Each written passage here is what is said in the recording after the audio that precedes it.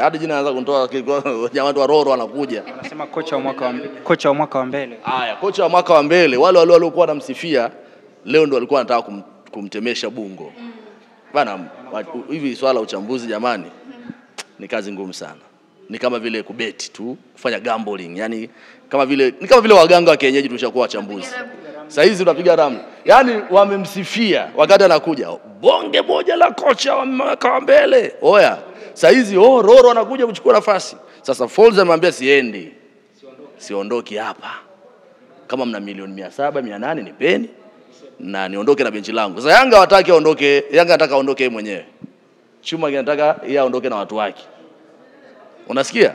Kwa hiyo Chuma kimeamua kubaki na Yanga hawana option yoyote. Kwa hiyo Mwamba atabaki. Ni mzigo. Mzigo ni mrefu sana. Sasa kama atabaki alafu anakutana na hii Fontaine ya huyu jamaa huyu Masai, kocha Masai. Liza ashachanganyikiwa elewi. Anapiga mluzi kila wakati. Fiu! Besi! Kwa huku vipi? Obisi sio Kobisi, Obisi vipi? Oye. Yaani Yanga wanakaza. Sababu Yanga unajua wanakutana na Fontaine sio muda mrefu sana Kwa hiyo nafikiri Simba, Yanga, Azam, sijui na nani, hizi timu za top 4 zijipange kwa sababu wa jamaa wameshindilia, wana kikosi cha kutosha. Nje wana wachezaji, ndani wana wachezaji. So kwa kocha yule Folz anaweza kafungwa na ujamaa. Sasa Frijibovu hapo kwa Romain Folz unasema kwamba kitu ambacho kimemfanya abaki pale Young Africans ni pesa. Kwamba walikuwa wanataka aondoke ni viongozi au ni wachambuzi tu walizusha kwamba hawana raha.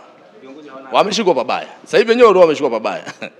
Wameshikwa pabaya kwa sababu unajua makocha wengi ukweli waga wanakubaliki tu kuondoka. Fair tu, nafanya fair.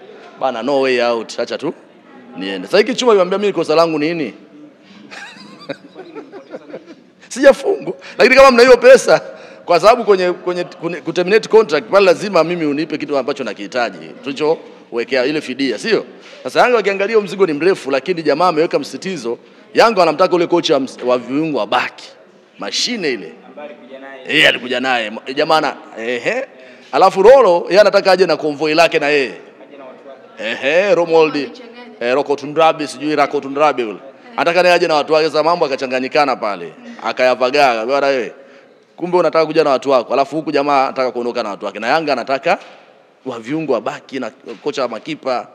Kwa hiyo ni mtihani mwingine. Kwa hiyo Folz Yanga wanaye na watahangaika naye sana msimu huu. Yule jamaa mpira hajui. Watahangaika naye au watatamba naye? Watahangaika naye, watatamba naye kwa sababu mimi Folz anapiga pasi 3. Sasa hivi anapoteza mpira ngogwe, mpira kande, mpira gumu lile bro. Leo umeona mpira ulivyonyumbulika? Umeona? Na umezungumzia wachezaji wengi hapa lakini umesahau kumzungumzia Jimson Mwanuke.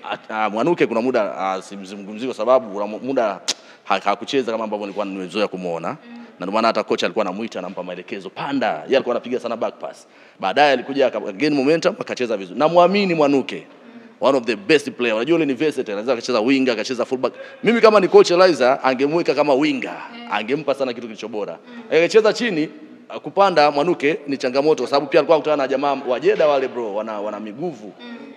Wako vizuri sana. Lakini wote kwa ujumla wewe kulandana si ulimuona pale? Wewe leo umemuona pale Derrick Mukombozi? Chuma kile hujakiona? Kile chuma kilionyeshwa kadi nyekundu kikafutwa dhidi ya Simba. Gonga sana watu, walikuwa wanamwambia Ateba nitakungata sikio. Sasa Ateba akaenda kushtaki kwamba mimi nimetukanwa. Kadi nyekundu, luko hapa, akavaa na usinga. Unaelewa? Kwa hiyo wana watu kisoma kweli wana wachezaji wengi bora mno, Parapanda kwa golini pale. Lakini Frijibovu umezungumzia upande wa Yanga, lakini pia umesahau pia hata Simba Sports pia wana kocha mgeni. Yule Dude. Hivyo umeona lakini. Yule ni meneja mkuu Dimitar Pantev. Yuko na mambo mengine tu Baiko Simeonov. Nikiwa naongeaga Simba tunasema bwana unafurahia. Na pia amemleta kocha makipa pia kutoka kwao. Jamaa na umri wa miaka 53. Yeye Simeonov pamoja na Pantev wana 49 wote wawili. Lakini yule jamaa sisi tayari tushaona mpira wake. Unajua hatutaki sana kujaji eti coaches sijui mechi 5 mechi ngapi. Brother alimshika Simba pale kwa Mkapa pale. Hata kule alimkamata kwa Mkapa Simba tukao tunajiuliza Simba ni yupi? Ndio ile Gaborone? Alafu Gaborone ndio Simba ama ndio vipi? Simba akataka ule mpira. Hawajataka CV yake. Sasa mapunguani watu wameshakula makukuru wa makanda ambayo hajakobolewa wanasema Simba unacheka nini bigi bwana? eti hana vyeti. Kuna watu wanakula makanda makukuru ambao hawajakobolewa ndo. Wanaofia na Yale makuru yale ukipiga ukiwa unaenda uani lazima maji yawe mengi. Unasikia? Sasa wanasema kocha hana vyeti. Brother, watu wameenda kuangalia yule jamaa akili yake. Wakaenda kuangalia falsafa anayofundisha Gaborone United, ndo Simba ya Pierre Lechantre, Simba ya Uchebe, Usems. Akaja Steven Van Broek. Simba ile ilikuwa inatembea kwenye misingi, falsafa pira lunyasi, pira nyingi. Yes, lakini alipokuja Robertinho direct football, lakini pia hata yule Pablo Franco Martin pia naye alikuja hivyo hivyo, lakini alivokuja Benchika ndo akaua kabisa system ya Simba. Nakumbuka kuna mechi moja Simba wanacheza na Singida, EF inaitwa pale Liti, jamaa upara tukaona kwa mara ya kwanza. Akakaa kwenye benchi nusu saa, sasa sijui niondoke leo, akaharibu system ya Simba. Akaja akaingia dude lingine nani? Baada ya kuondoka Benchika ndo akaingia Fadlu Davis. Akarudisha ile Simba, walao akaanza kuishape. Ingawa sio hivyo as much kama ambavyo Simba walikuwa. Sasa hili dude hili Dimitar Pantev alipokuja, kwanza kupiga ule mpira wa Gaborone, brother, hawana wachezaji wenye quality kama ya Simba, lakini muda mwingi walikaa juu.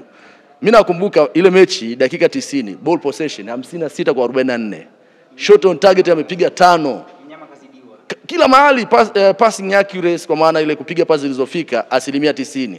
Simba 70%. So Simba ameangalia ubongo wake kuleta mpira, kurejesha ile heshima ya mpira wa Simba. Ndio hicho ambacho anakifanya. Amecheza na Al Hilal juzi mechi ya kirafiki. Amepiga pira jingi na leo pia. Kwa amepiga pira jingi sana. Unaona alafu mimi naongea sana na wachezaji. Ni wapi tu za ndani. Mchezaji wa Simba, mmoja mchezaji wa Simba ananiambiaje? Mko makini hapo? Anasema bana, huyu kocha anasema ukipoteza mpira, yaani mpira ukipotea kwenye zoni either mpinzani au ya kwako, within 5 seconds, sio minutes, 5 seconds, yaani sekunde ni 5, mpira umepata, umerudisha kwenye field of play.